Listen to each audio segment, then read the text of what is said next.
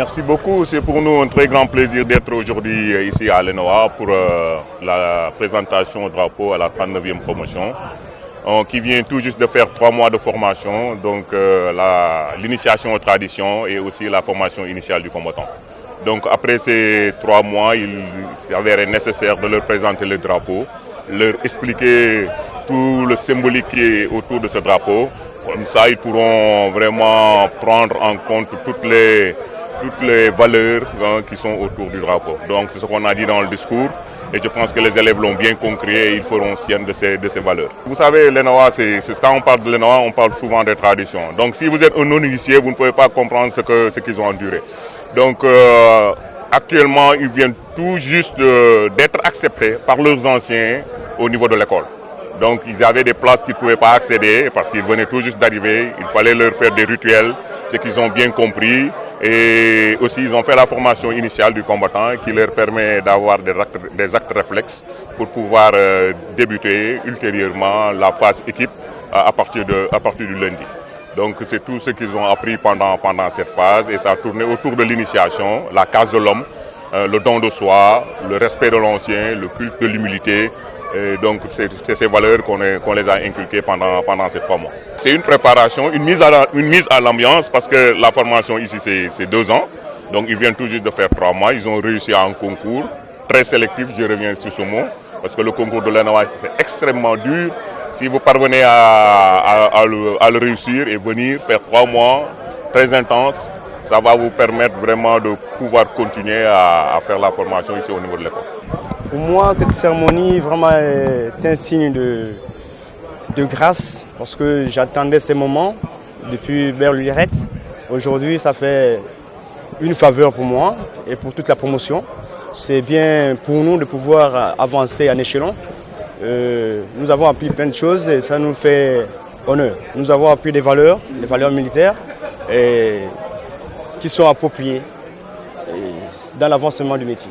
Évidemment, cette question m'avait été déjà posée lorsque je suis rentré dans l'armée depuis 2010 et aujourd'hui je continue à y demeurer. Venir subir une formation à l'ENOA, c'est une faveur et un honneur pour représenter valablement mon pays ainsi que le corps que je représente. Je crois que j'irai jusqu'au bout pour ne pas décevoir les autorités.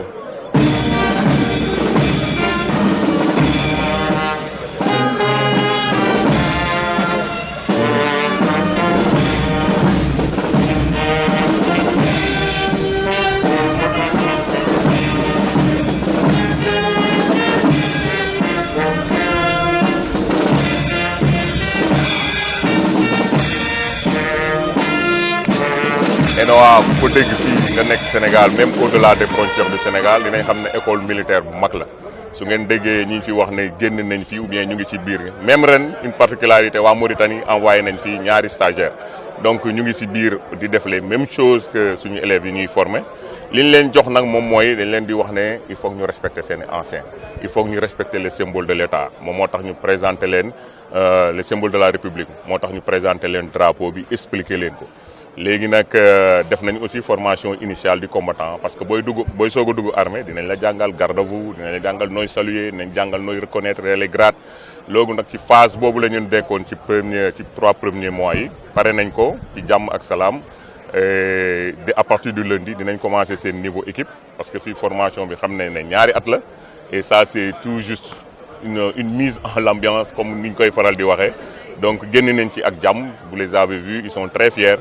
place bi ñu taxawoon bi ñu fi ñëwee ba léegi ñetti weer musuñ fa taxaw donc daawuñ fa sax xalaat a jaar maintenant seen anciens yi expliqué nañ leen symbolique yi nekk ci cours boobu noonu ñuy wax cours de la devise donc fi mu nekk nii mun nañ jaar ñëw ci cours boobu noonu pour def seen activité. foofu aussi dañ ci gërëm commandement bi parce que ENOA gis nañ léegi ni mu toll mun nañ wax ne formé nañ 1000 officiers biñ ko tijjee en 1981 ba léegi c'est pourquoi commandement bi.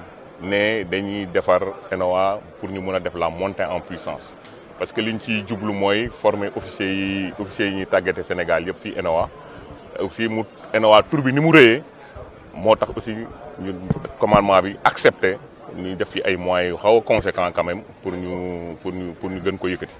loolu la c'est pour ñu mettre ñu leen di former dans des conditions optimales pour la formation et aussi le rayonnement de l'école puisse vraiment avoir mu am loo xam ne vraiment ku fi ñëw dinañ xam ne fii ENOA la quoi. fi mu nekk nii tout dépend du commandement besoin yi ñu jox ñun mun leen former loolu lañ leen doon wax parce que souvent les pays amis comme ni ñu koy waxee dañuy bëgg ñu leen di former 3 personnes 4 personnes mais souvent daawuñu ko mën parce que capacité d'accueil yi daaw ko accepter.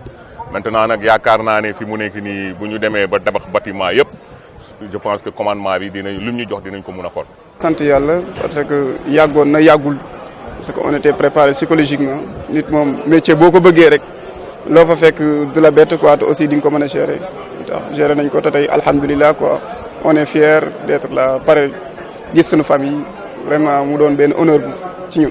formation bi moom ci côté yëpp lay lamb parce que formation militaire moom dafa complet dina am moral bi côté intellectuel comme valeur civique bi lépp parce que militaire da nga war a doon koo xam te si nii di nga mën a évoluer ci terrain yëpp parce que li ñuy xaar sur le terrain dafa bari.